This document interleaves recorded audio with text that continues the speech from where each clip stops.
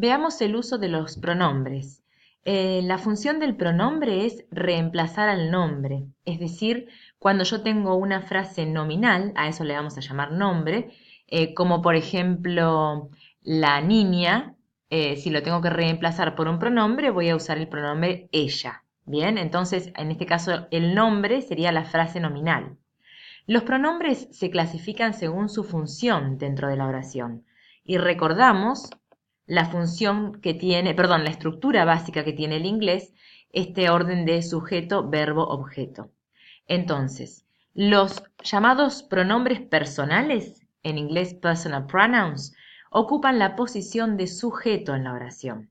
Ellos son, para hablar de la primera persona, yo, del singular, yo entonces, decimos I en inglés y se escribe con I mayúscula.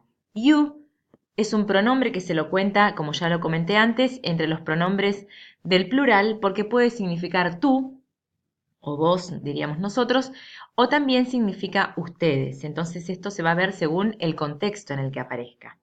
She significa ella, he significa él, y el pronombre it, que no existe en español, reemplaza a una frase nominal que está en tercera persona, yo, tú, él, eso es tercera persona, del singular. Y no se refiere a un ser humano. Por ejemplo, si en español decimos la casa, nosotros no tenemos un pronombre personal para reemplazar esa frase y en inglés esa frase se reemplazaría por el pronombre it. Bien, voy a dejar después algunos ejemplos. We, que reemplaza a alguna frase nominal que indique nosotros o nosotras. They, ellos, ellas, y también reemplaza frases nominales que no se refieren a humanos.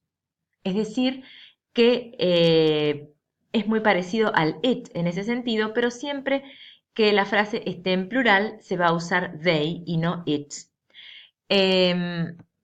Vamos a dar un ejemplo. Si yo tengo la frase My sister is at home, luego en lugar de volver a repetir My sister, voy a utilizar el pronombre she y ahí estoy reemplazando esa frase. Después tenemos más ejemplos. Claire lives in London, she is a doctor. Thomas, vamos a reemplazarlo por he. The boy también se reemplazaría por he. Y aquí tenemos una frase. My favorite color is blue.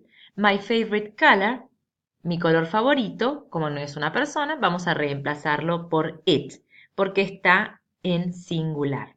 Lo mismo esta frase, this book is new, vamos a reemplazar la frase this book, que significa este libro, por el pronombre it, porque está en singular. Si estuviera en plural, si dijera these books are new, en ese sentido vamos a tener que reemplazar these books, que está en plural, por el pronombre they. ¿Bien? Después tenemos otro ejemplo más con it. Y aquí tenemos my son and I. Tenemos mi hijo y yo, entonces vamos a reemplazarlo por we.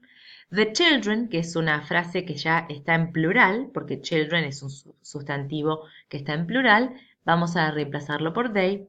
Y después aquí tenemos un ejemplo en el cual they se usa para reemplazar una frase que no se refiere a personas. Por ejemplo, the most important cities in Europe, las ciudades más importantes de Europa, y se reemplaza esa frase por el pronombre they. ¿Bien? Estos son los que presenté recién, los pronombres personales. Luego tenemos los pronombres objetivos, que ocupan la posición de objeto en la oración. Ellos son los que están aquí en esta lista, me, you, her, him, it, us, them. Y aquí tenemos algunos ejemplos. My children help me. Mis hijos me ayudan, diríamos en español. O me ayudan a mí. Bien, entonces este me es el pronombre objetivo porque se refiere a lo mismo, pero está en la posición de objeto. I love you, ahí tenemos el you usado en la posición de objeto y tenemos algunos ejemplos en los cuales se hace un reemplazo. Por ejemplo, Paul loves Susan, Paul ama a Susan y en inglés vamos a reemplazar este Susan por her. Paul la ama, diríamos nosotros en español, que en inglés directamente se usa el pronombre objetivo. Bien, tenemos algunos ejemplos más acá como para poder darnos cuenta del uso de los pronombres en las oraciones. Y lo importante es recordar esto. Para no repetir siempre la misma frase, se usan recursos como los pronombres y vamos a encontrar pronombres personales en la posición de sujeto y pronombres objetivos en la posición de objeto.